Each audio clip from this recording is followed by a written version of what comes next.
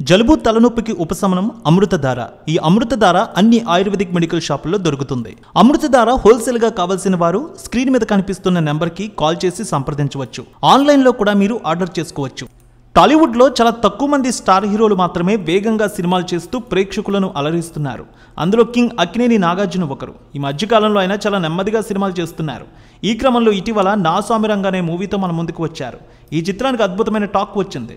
సంక్రాంతికి విడుదలైన ఈ సినిమా ఫ్యామిలీ ఆడియన్స్ని బాగా ఆకట్టుకుని మంచి రెస్పాన్స్ సంపాదించుకుంది. గుంటూరు కారం, సైంధవ్, నా స్వామిరంగ, అలాగే హనుమాన్ ఈ 4 సినిమాలు ఈ సంక్రాంతి బరిలో ఉన్నాయి. ఈ సంక్రాంతికి నా స్వామిరంగ అనే సినిమాతో అందరికంటే లేటుగా వచ్చారు నాగార్జున. కానీ ఊహించిన విధంగా వసూళ్లు రాబట్టి ఒక రికార్డ్ని క్రియేట్ చేసింది. అందరికంటే ముందే టార్గెట్ని రీచ్ చేసుకుంది.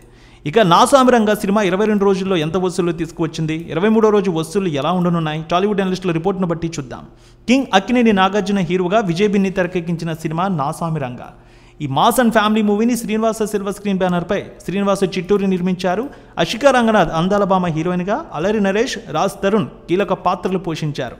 ఆస్కార్ అవార్డు విన్నర్ కీరవాణి సంగీతాన్ని అందించారు. అక్కినేని నాగార్జున కొత్త దర్శకులను చాలామందిని పరిచయం చేశారు. అలాగే విజయ్ బిన్నికి కూడా అవకాశం ఇచ్చారు. ఈ సినిమాకు అద్భుతమైన బిజినెస్ జరిగింది. టీజర్ ట్రైలర్ బాగా ఆకట్టుకున్నాయి. ప్రచార చిత్రాలు మాధ్యమాల్లో పెను వైరల్ అయ్యాయి. ఈ సినిమాకి అందుకే బిజినెస్ కూడా సూపర్గా జరిగింది. నైజాం 5 కోట్లు, సీడెడ్ 2 కోట్లు, ఏపీ మిగిలిన ప్రాంతాలు 8 కోట్ల మేర బిజినెస్ చేసుకుంటే తెలుగులో 18.5 కోట్లకు అమ్ముడైంది. Karnataka plus rest of India కోటి, ఓవర్సీస్ 2 కోట్లతో కలిపి 22 కోట్ల రూపాయల వరకు నెట్ బిజినెస్ జరిగినట్టు తెలుస్తోంది ఈ సినిమా. తొలి రోజు నుంచి అదేవిధంగా వసూళ్లు కూడా కనిపించాయి. సంక్రాంతికి లేటుగా వచ్చినా కానీ అద్భుతమైన వసూళ్లు తీసుకువచ్చింది. ముఖ్యంగా ఈ సంక్రాంతికి ఫ్యామిలీ ఆడియన్స్ని క్యూ కట్టేలా చేసింది థియేటర్లకు. 22వ రోజు తెలుగు రాష్ట్రాల్లో వీకెండ్ రోజు రెస్పాన్స్ క్రమంగా పెరిగింది. 29 నుంచి 34% ఆక్యుపెన్సీ పెరిగింది. 2.5 కోట్ల రూపాయల వరకు వసూళ్లు వచ్చినట్టు తెలుస్తోంది. ప్రపంచవ్యాప్తంగా 71 కోట్ల రూపాయల వరకు వసూళ్ల మార్క్ అందుకున్నట్టు తెలుస్తోంది. ఓటీటీలో ఈ సినిమా ఇంకా రిలీజ్ అయ్యేందుకు కొంత సమయం అయితే ఉంది.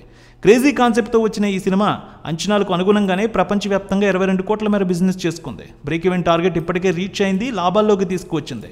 23వ రోజు ఆక్యుపెన్సీ 22% కనిపిస్తోంది. 1 కోటి నుంచి 1.25 కోట్ల మధ్య కలెక్షన్స్ వచ్చే అవకాశం ఉందంటున్నారు అనలిస్టులు.